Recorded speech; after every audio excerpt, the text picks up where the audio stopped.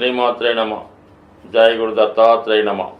ఈ వీడియోలో మనం డిసెంబర్ 22 నుంచి 28 మధ్యలో జరగబోయే వార ఫలాలు సింహరాశి వారికి ఏ విధంగా ఉంటాయని పరిశీలించినప్పుడు, మరి ఈ వారంలో సింహరాశి వారికి ముఖ్యంగా బుధుడు ధన లాభాధిపతిగా చతుర్థ స్థాన సంచారం జాతకుడు తన యొక్క స్థిరాస్తులు భూములు పై ఉన్నటువంటి సమస్యల్ని పరిష్కరించుకునే ప్రయత్నం చేస్తాడు. అలాగే తన వ్యాపార వ్యవహారాల్లో రావాల్సినటువంటి ఆదాయ వ్యయాలు సరిచూసుకొని తనకు రావాల్సినటువంటి ధనాన్ని తీసుకోవడం జరిగే అవకాశం ఉంది. కొన్ని సందర్భాల్లో జాతకుడు మళ్ళా తన భూమి మీద కానీ ఇంటిపైన కానీ స్థిరాస్తులపైన కానీ వ్యాపారం పైన కానీ తిరిగి ఇన్వెస్ట్మెంట్ చేసి వాటి యొక్క అభివృద్ధికి కారణమయ్యే అవకాశం ఉంది. ఏదైనా తన సంస్థల్లో ఉన్నటువంటి ఆర్థిక లావాదేవీలు వ్యవహారాలన్నీ కూడా సరిదిద్ది చక్కదిద్ది ఒక మార్గంలో పెట్టే ప్రయత్నం ఈ వారం జరిగే అవకాశం ఉంది. అలాగే మరి చతుర్థాధిపతిగా ఉన్నటువంటి కుజుడు 12వ స్థానంలో వక్రగమనంలో ఉండడం వల్ల కొన్ని కఠినమైనటువంటి నిర్ణయాలు తీసుకొని జాతకుడు తనకు పనికిరా వస్తువులు కానీ ఆస్తి కానీ గృహం కానీ వాహనాలు కానీ ఏదో విధంగా విక్రయించి వాటిని మళ్ళా కొత్త వాటితో పూర్తి చేయడం జరుగుతూ ఉంటుంది. సో ఎక్కువ ఈ వారం అంతా కూడా స్థిరాస్తుల మీద ప్రభావం చూపిస్తాడు. ఆస్తి వ్యవహారాలు సెటిల్ చేసుకుంటాడు. కొత్త ఆస్తులు కొనే ప్రయత్నాలు కూడా జరుగుతూ ఉంటాయి. అలాగే మరి జాతకుడు తను స్వయంగా తను కానీ లేదంటే కుటుంబ సమేతంగా మరి తనకి దగ్గరలో ఉన్నటువంటి పుణ్యక్షేత్రాన్ని దర్శించి ఆ పుణ్యక్షేత్రంలో 1-2 రోజులు బస చేసి అక్కడ ఉన్నటువంటి క్షేత్రాలను దర్శించడం, తగు విధంగా భగవంతునికి సేవ చేసుకునే ప్రయత్నంలో కొంత ధనాన్ని డొనేట్ చేయడం కానీ అక్కడ ఉన్నటువంటి భక్తులకు ఏదైనా సదుపాయం కల్పించడం కానీ జరిగే అవకాశం ఉంది. ఈ విధంగా జాతకుడు ధర్మం కాపాడడం కానీ దేవాలయాల్ని అభివృద్ధి చేయడానికి కొంత సహకరించడం జరుగుతూ ఉంటుంది. అలాగే కొంత భూమిని మరి ఏదైనా దేవాలయానికి డొనేట్ చేసే విధంగా జాతకుడు యొక్క స్థితి కనబడుతూ ఉంది. సో అలాగే మరి రాష్ట్రాధిపతి రవి 5వ స్థాన సంచారం వల్ల జాతకుడు సంతాన విషయంలో శుభవార్తలు వింటాడు. పూర్వపుణ్య ఫలితం వల్ల జాతకుడు తన యొక్క సామర్థ్యాన్ని తెలివితేటలని పెంచుకొని తగు విధంగా గుర్తింపు రావడం జరుగుతుంది. పిల్లల విషయంలో శుభవార్త వింటాడు. మరి సంతానం వారికి అయినా వివాహం కానీ ఉద్యోగం కానీ రావడం వల్ల పిల్లల యొక్క అభివృద్ధి జాతకుడికి గర్వకారణం అయ్యే అవకాశం ఉంది. సో అలాగే చాలా వరకు ఈ స్పెక్యులేషను షేర్ మార్కెట్ విషయంలో చాలా వరకు జాగ్రత్త వహించడం మంచిది.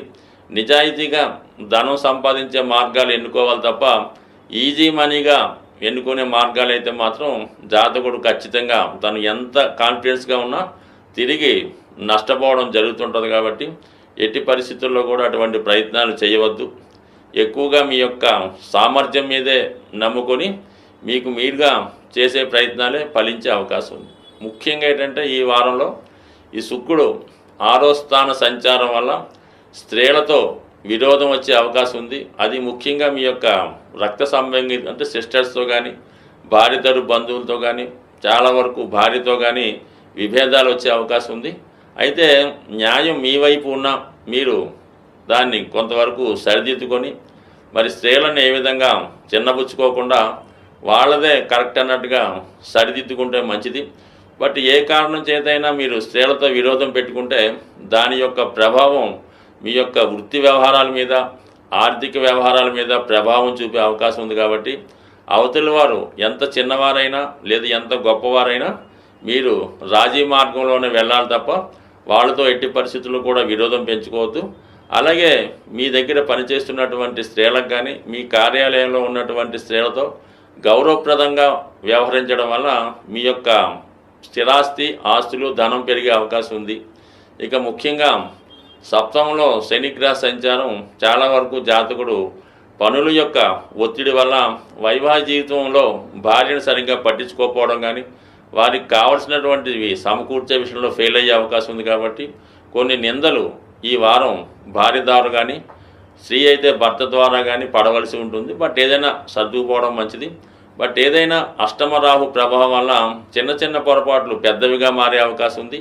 అవి ఇతరులకు అవకాశంగా ఇవ్వడం వల్ల మీ యొక్క ఉన్నత స్థితికి ఇబ్బంది పడే విధంగా అవమానపడేగా ఉంటుంది. కాబట్టి సాధ్యమైనంత వరకు అందరికీ సమాన న్యాయం చేసే విధంగా వెళ్ళడం వల్ల ఈ సింహరాశి వారికి చాలా వరకు ఈ వారంలో మంచి ఫలితాలు వచ్చే అవకాశం ఉంది. అలా అయితే ధన విషయంలో మాత్రం ఆదాయానికి మించిన ఖర్చు అవుతుంది. బట్ ఏదో ఒక స్థిరాస్తి కొనుక్కోవడం వల్ల అది కొంతవరకు సంతృప్తికరంగా ఉండే అవకాశం ఉంటుంది. జాతకరీత్యా ఎవరైతే జ్యోతిష్యాన్ని నమ్ముతూ ఉంటారో, దాన్ని ఫాలో అవుతుంటారో వారు కంపల్సరిగా కొన్ని నియమాలు పాటించాలి.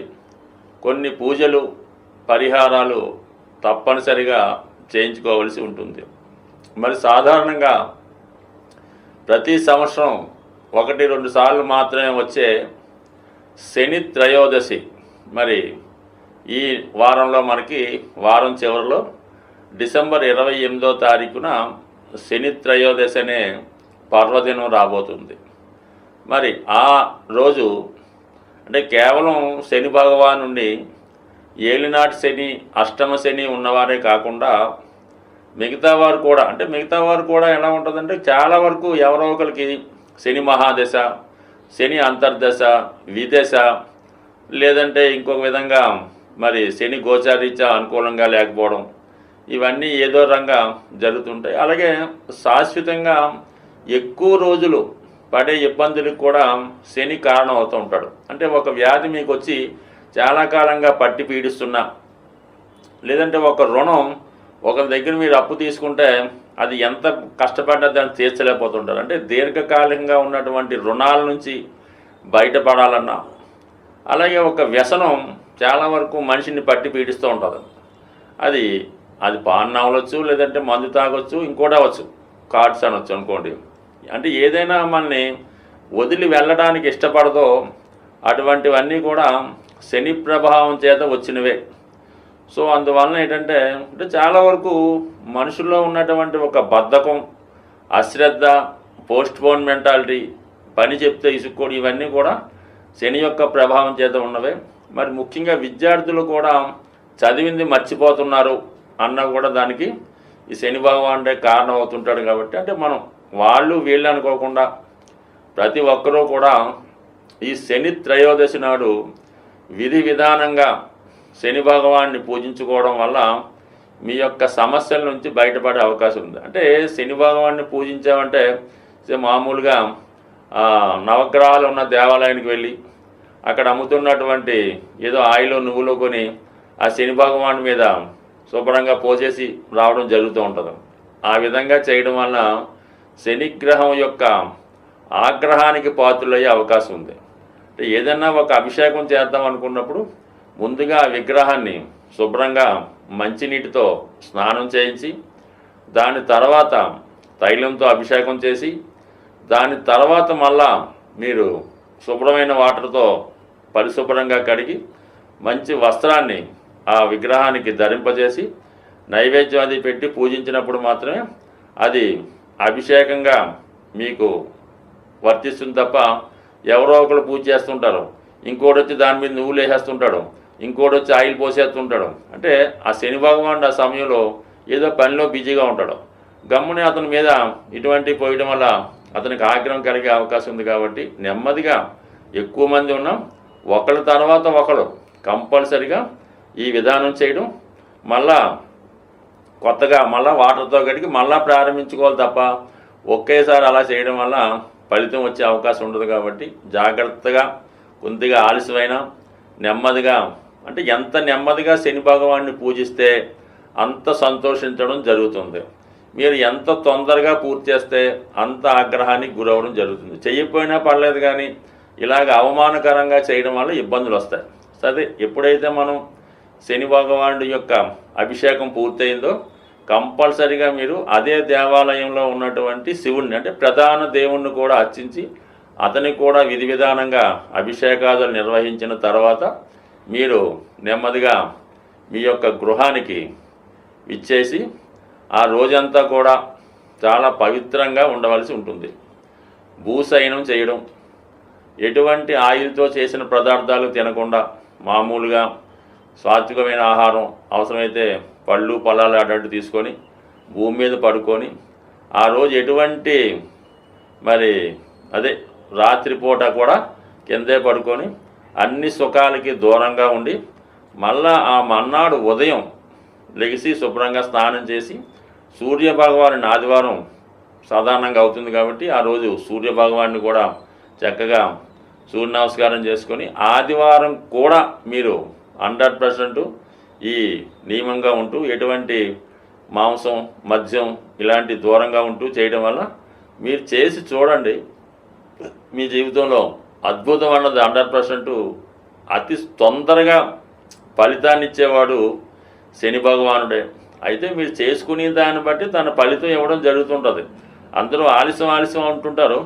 మరి ఆలస్యం ఎందుకు కారణం అవుతుందంటే మనం సరిగ్గా పాటించకపోవడం వల్ల. అంటే ఒక విద్యార్థి 10th క్లాస్ 10 సార్లు ఫెయిల్ అవ్వచ్చు, కట్టొచ్చు, పాస్ అవుతుంటాడు. అది ఆలస్యానికి కారణం అవుతుంటుంది. ఒకడు ఒకేసారి ఎట్ ఏ టైం పాస్ అయిపోతుంటాడు. రెండుకి శని భగవానుడే కారణం అవుతుంటాడు. కాబట్టి అందువలన శని భగవాన్ని నిందించకుండా మీరు ఫేవర్గా మీరు అభిమానిస్తే శని కూడా మీకు తొందరగా అభిమానించి మంచి ఫలితం ఇవ్వడం జరుగుతుంది. మరి ఇంకా ఇటువంటి ఫలితం చేసుకుంటూ ఒక సప్తముఖి రుద్రాక్ష ధరించడం కానీ, అలాగే బ్లూ సఫేర్ అనే ఉంగరాన్ని వెంట్లో చేయించి రైట్ హ్యాండ్ మధ్యవేలు పెట్టుకోవడం వల్ల కానీ ఇవన్నీ కూడా జాతకుడికి శని యొక్క ఆశీస్సులు లభించే అవకాశం ఉంది. స్వస్తి.